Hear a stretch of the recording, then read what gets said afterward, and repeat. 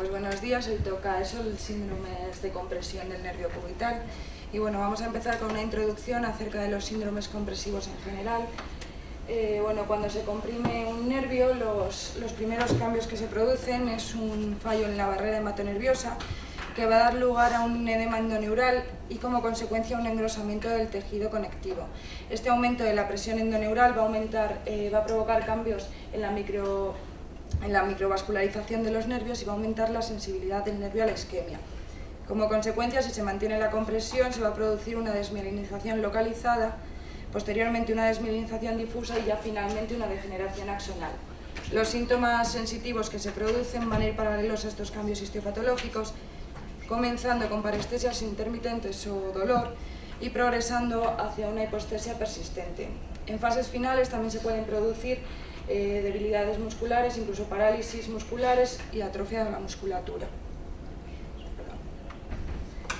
En cuanto a la exploración física, también va a ir paralela a estos cambios en la histopatología y en la sintomatología, comenzando con unas maniobras de provocación que van a provocar la clínica. Posteriormente se producirán una alteración en los umbrales y finalmente va a haber un déficit en la discriminación anormal entre dos puntos.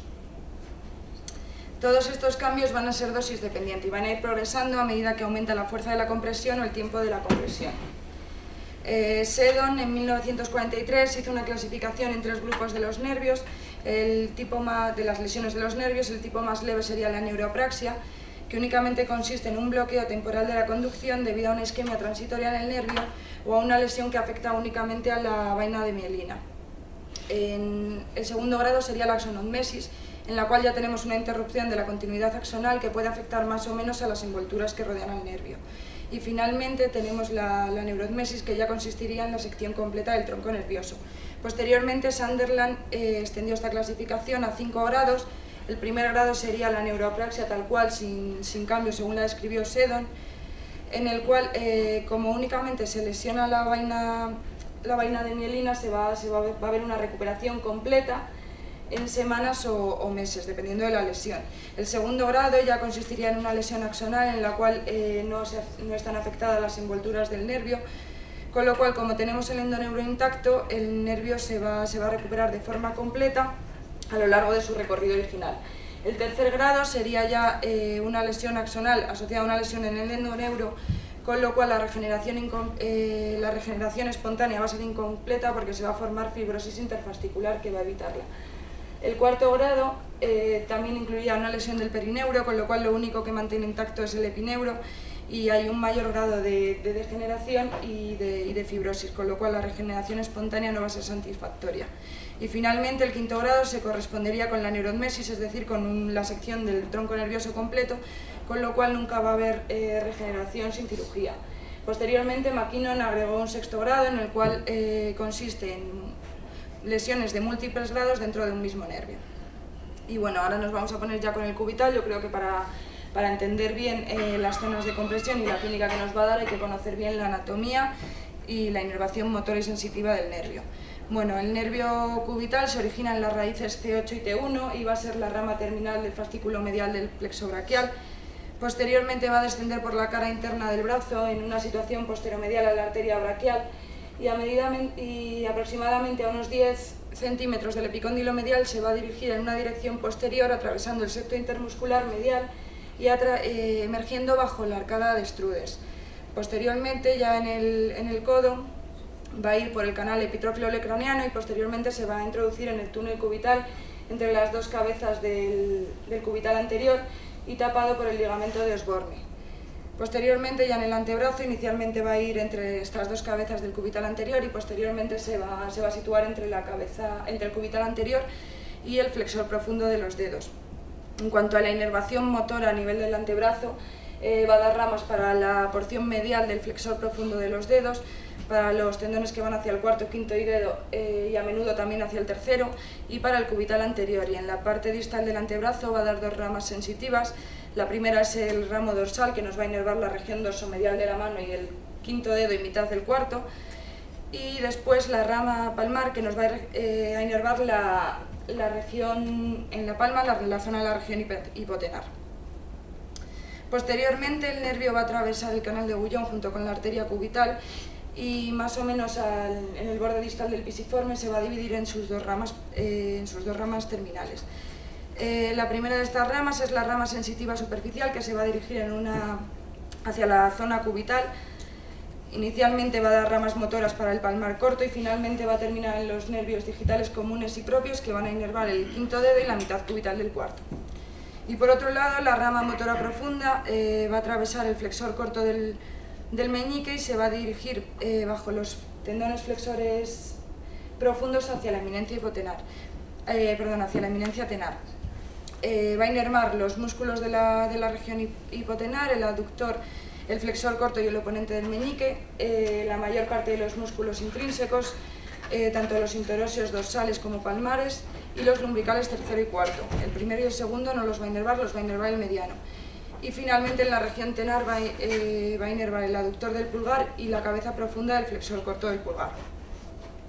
Bueno, esto es lo que ocurre en la mayoría de la población, pero tenemos que estar atentos porque aproximadamente en un 20% de la población existen variantes anatómicas que van a hacer variar la inervación de los músculos mediano y cubital, de los músculos de la mano por los nervios mediano y cubital.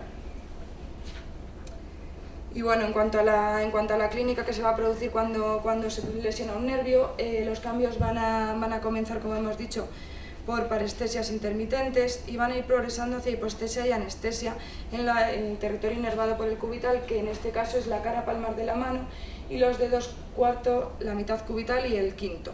Además, en parálisis cubitales altas, como también tenemos lesión de la rama dorsal cutánea, vamos a tener una hipoestesia en la cara dorsomedial de la mano y del cuarto y quinto dedo. Esto nos sirve para hacer el diagnóstico diferencial entre ambos tipos de lesiones.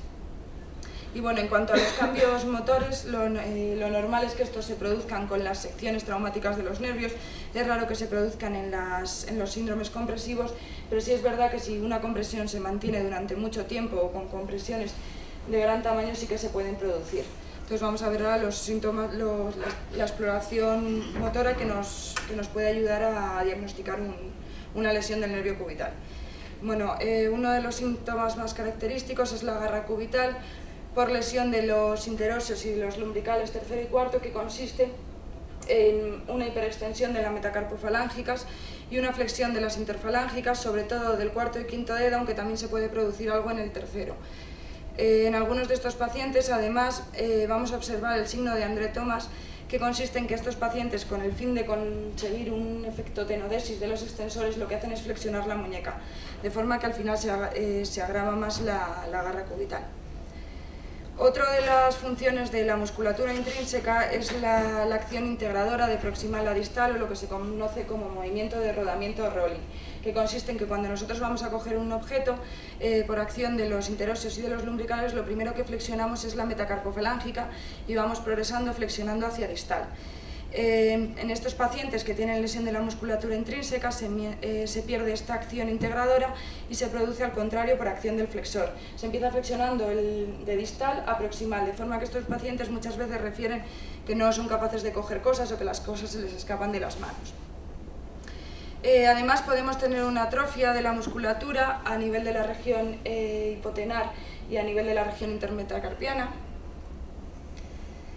Otro de los músculos que nos va a inervar el cubital es el aductor del pulgar, que se encarga aproximadamente de un 75-80% de la pinza, y esto lo podemos evaluar mediante el test de Frodling, que consiste en la incapacidad del paciente para sujetar una hoja contra resistencia con el pulgar aducido y entre este y la cara radial del segundo dedo. Estos pacientes, como no tienen aductor, intentan compensarlo con el flexor pollicis longus, que es inervado por el mediano, con lo cual lo que hacen es flexionar la interfalángica. Otra de los signos que podemos observar es el signo de Yen, que se observa ya en casos avanzados, cuando además tenemos lesión del flexor pollicis brevis y ya tenemos una hiperlaxitud a nivel de la metacarpofalángica, que consiste en que al hacer el test de Frommel se produce una hiperextensión a nivel de la metacarpofalángica. Otro de los signos que nos sirven para evaluar el cubital es el signo del cruce. por lesión del primer interóseo palmar y el segundo interóseo dorsal, que consiste en que si le pedimos al paciente que cruce el tercer dedo sobre el segundo, no va a ser capaz. Este es uno de los signos más característicos de la lesión del cubital, porque este movimiento no puede ser suplido por ningún músculo que inerve otro nervio. Y otro de los signos que vamos a observar es el signo de Wattenberg, que consiste en que si le decimos al paciente que extienda los dedos, se va a producir una abducción espontánea del quinto dedo debido a una lesión del tercer interóseo palmar. Esto muchas veces los pacientes nos lo refieren como que el quinto dedo les estorba a la hora de meter la mano en el bolsillo. Y bueno, luego además en parálisis cubitales altas a nivel del codo vamos a tener una pérdida de la flexión activa de las interfalángicas distales de cuarto y quinto dedo y a veces del tercero por parálisis de la región medial del flexor profundo de los dedos, y también vamos a tener una pérdida de la desviación cubital de la muñeca por lesión del cubital anterior. Bueno, como ha dicho Miguel, el diagnóstico de las lesiones del cubital y de los síndromes compresivos es clínico, pero sí que hay algunas pruebas complementarias en las que nos podemos apoyar, como por ejemplo las pruebas de imagen, como la radiografía, ecografía, TAC y resonancia, para observar fracturas o lesiones ocupantes de espacio. Otros estudios que se pueden utilizar y que cada vez se utilizan menos son los estudios de exploración sensitiva. En fases iniciales lo que vamos a tener es una desmineralización, con lo cual vamos a tener unos umbrales de presión cutánea normales y de vibración anormales, y en fases ya más avanzadas va a haber cambio en la densidad y inervación del receptor sensitivo, con lo cual podemos tener un test de Weber anormal. Y luego estarían los estudios electrofisiológicos, que no nos sirven en principio, que no debemos utilizarlos para diagnosticar estas lesiones, pero sí que nos pueden ayudar en la confirmación diagnóstica y la localización del punto de compresión. En fases iniciales vamos a tener una desmineralización, como hemos dicho, con una disminución de la velocidad de conducción, y en fases más avanzadas una pérdida axonal que se va a manifestar mediante una disminución de la amplitud del potencial de acción. Siempre que sospechemos una lesión del nervio cubital, tenemos que hacer el diagnóstico diferencial con una serie de lesiones que nos pueden simular la clínica del cubital, como son lesiones de la columna cervical, en concreto de las raíces T8 y T1, lesiones a nivel del plexo braquial por un síndrome del desfiladero torácico por un tumor de Pancoast, a nivel del codo, como por ejemplo una epitrocleitis, o enfermedades sistémicas y metabólicas como la diabetes o la lepra, que nos pueden dar lugar a una neuropatía periférica. Y bueno, una vez dicho esto, pues nada, el síndrome compresivo del cubital es la segunda neuropatía por atrapamiento más frecuente a nivel de los miembros superiores, tras la compresión del mediano a nivel del túnel del carpo, y vamos a tener dos niveles de compresión, a nivel del codo en el canal cubital, que es el más frecuente de los dos, y a nivel de la muñeca alrededor del canal de Bouillon. Vamos a empezar por la compresión a nivel del canal cubital. Y bueno, en el codo el nervio se puede comprimir desde los 10 centímetros proximales al codo hasta los 5 centímetros distales. Hay una serie de zonas en las que se puede comprimir y las vamos a ir viendo poco a poco. La primera es alrededor de la región muscular del tríceps, donde el nervio se puede comprimir por un engrosamiento de la arcada de Struders, que está presente en un 70% de la población, y es una banda miofascial compuesta por fascia profunda, fibras superficiales de la cabeza medial del tríceps y el ligamento braquial interno, que se dirigen desde el septo intermuscular medial hasta la cabeza medial del tríceps. Pasa superficialmente al nervio cubital y es una posible zona de compresión. Otra zona de compresión es el septo intermuscular medial, que en condiciones normales no nos va a dar problemas, pero sí que cuando se produce una subluxación anterior del nervio cubital se puede comprimir con este septo intermuscular medial. Otra opción es que se produzca una hipertrofia de la cabeza medial del tríceps, que se da sobre todo en culturistas, o se puede producir una neuritis por fricción debido al resalte de la cabeza medial del tríceps contra el epicóndilo medial.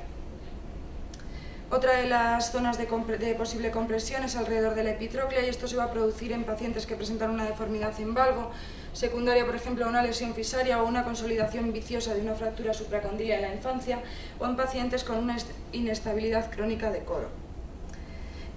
Otra zona de posible compresión a nivel del codo es el canal epitroclear, donde puede estar comprimido por un lado por lesiones dentro del surco, como fracturas, tumores, gangliones, presencia de sinovitis o hematoma, o por lesiones fuera del surco. Esto se da sobre todo en pacientes que están mucho tiempo con el codo flexionado y apoyado sobre y apoyados sobre el codo, como son por ejemplo conductores de camión, pacientes que están encamados durante largos periodos o durante una cirugía también se puede producir una compresión, aunque normalmente no suele ser la causa, sí que puede empeorar una compresión previa. Y luego otra opción es que se produzca una subluxación del nervio cubital durante la flexión. Otra zona de posible compresión es el túnel cubital, que está entre las dos cabezas, tanto humeral como cubital del flexor carpi ulnaris, y los límites serían a nivel del suelo lo que es la articulación y el ligamento colateral medial, y a nivel superficial estaría cubierto por el ligamento de Osborne. El mecanismo por el que se va a comprimir el nervio a nivel del codo es porque durante la flexión del codo el túnel va a pasar de tener una forma oval a tener una forma de elipse, disminuyendo la sección del túnel aproximadamente un 50%. Esto va a hacer que la presión dentro del túnel aumente aproximadamente 6 veces. Y además también se puede lesionar por mecanismo de tracción, ya que durante la flexión del codo el nervio se elonga aproximadamente unos 5 milímetros. A este nivel se puede comprimir el nervio por un engrosamiento a nivel del ligamento de Osborne, que como hemos dicho era el techo de este túnel, por la presencia de un músculo accesorio como es el anconio epitroclear, o por la presencia de lesiones ocupantes de espacio a este nivel. Y finalmente el último punto de compresión a nivel del codo, que es mucho menos frecuente, es a nivel de la salida del flexor carpi ulnaris y cuando empieza a estar entre el cubital anterior y el flexor profundo de los dedos. Aquí se puede comprimir por una hipertrofia de alguna de las dos cabezas del cubital anterior o por la poneurosis flexora pronadora. Bueno, en cuanto a la clínica, estos pacientes van a referir dolor en la región anteromedial del codo y antebrazo, y inicialmente van a referir parestesias que van a progresar a hipostesias en la mitad cubital de la mano y del cuarto y quinto dedos. Además, normalmente lo que refieren es una debilidad para la pinza y por la lesión del aductor del pulgar, y para la prensión por la parálisis de los músculos intrínsecos. Ya en fases más avanzadas podemos observar una deformidad en garra o una atrofia en la región hipotenar. En muchos casos estos pacientes nos van a decir que la clínica empeora con la flexión del codo, aunque la verdad es que la mayoría de las veces no se dan cuenta.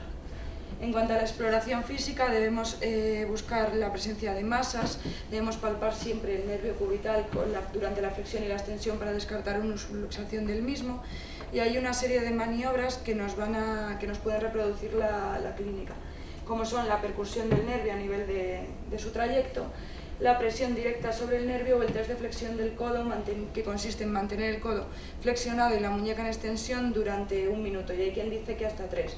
Aunque en realidad también lo podemos hacer de otra forma, que es diciéndole al paciente que coloque la mano así sobre la cabeza, y esta es la forma en la que el nervio se elonga más, ya que tenemos una rotación externa y una abducción del hombro, una flexión del codo y una extensión de la muñeca. Y bueno, luego debemos hacer toda la exploración que hemos dicho antes, teniendo en cuenta que al ser una parálisis alta vamos a observar una hipoestesia en la cara dorsal dorsocubital de la mano y del cuarto y quinto dedo, y además podemos tener una imposibilidad para la flexión radial de la muñeca y para la flexión de la interfalángica distal de cuarto y quinto dedo. Y bueno, en cuanto al tratamiento, hay quien dice que en casos iniciales con síntomas leves y una velocidad de conducción mayor de 40 está indicado el tratamiento de conservador, que consiste principalmente en identificar la causa y modificar los malos hábitos, como por ejemplo los pacientes que están mucho tiempo con el codo flexionado o apoyado, pues decirle intentar evitar que lo hagan, almohadillar la zona con coderas, por ejemplo. Y la mayoría de los pacientes no se dan cuenta de que hacen estos movimientos, con lo cual podemos intentar utilizar férulas que inmovilicen el codo en 40-70 grados de flexión. Además podemos realizar un tratamiento con antiinflamatorios y ejercicios de rehabilitación. Y bueno, cuando no se ha observado mejoría con el tratamiento conservador, en pacientes con sintomatología avanzada ya con pérdida de fuerza, o en pacientes en los que la velocidad de conducción nerviosa sea menor de 40, estaría indicado un tratamiento quirúrgico. Hay múltiples opciones, hay algunos que lo único que hacen es descomprimir el nervio manteniéndolo en su lugar, y otros en los que además se transpone el nervio hacia la zona anterior. La verdad es que en la literatura no hay ningún estudio en el cual se hayan observado diferencias significativas entre uno y otro, y al final pues cada uno hace el que más le gusta o en el que más experiencia tiene. La descompresión in situ consiste en liberar el nervio del ligamento de Osborne, y hay quien dice que no debemos liberar más allá de una línea trazada desde el epicóndilo hasta la zona de la punta del olecranon, porque lo que podemos hacer es provocar una subluxación del nervio. Es importante, siempre que hagamos la descompresión, antes de acabar la cirugía, comprobar que el nervio no se subluxa durante la flexoextensión del codo. Si esto ocurriese, pues habría que hacer una transposición del mismo. Las ventajas que tiene esta técnica, pues que es la más sencilla de todas y es la que menos lesión de la vascularización intrínseca tiene, ya que no tocamos el nervio ni lo que es el tejido conectivo de alrededor. Esta técnica estaría contraindicada en pacientes con alteraciones de la anatomía ósea, en pacientes que presenten lesiones ocupantes de espacio a nivel del surco epitroclear y en pacientes que tengan subluxación o luxación del nervio cubital. Otra de las opciones es la epitroclectomía, que consiste en la resección del epicóndilo medial, eliminando así una posible causa de compresión. El problema es que nos puede dar lugar a una subluxación cubital, un dolor persistente tras la cirugía, la presencia de calcificaciones heterotópicas o la presencia de una inestabilidad en valgo en resecciones excesivas. Odriscoll hizo un estudio acerca de esto y observó que el máximo que se puede resecar de forma segura es aproximadamente un 20% de la epitroclea. Y luego tenemos las técnicas de transposición, que son las que se realizan más frecuentemente y con las cuales, además de eliminar la compresión del túnel, vamos a eliminar las fuerzas de tracción sobre el nervio, ya que colocamos el nervio en una situación anterior al eje de movilidad del codo, de forma que no se produce esta elongación durante la flexión del codo. Tenemos tres opciones: la transposición subcutánea, que consiste en dejar el nervio superficial a la musculatura flexora pronadora. Es la técnica de elección tras la reducción de fracturas y luxaciones agudas y tras la artroplastia. Y el problema que tiene es que el nervio continúa siendo vulnerable, particularmente en personas delgadas y activas, en las cuales tendremos que pensárnoslo antes de hacerlo.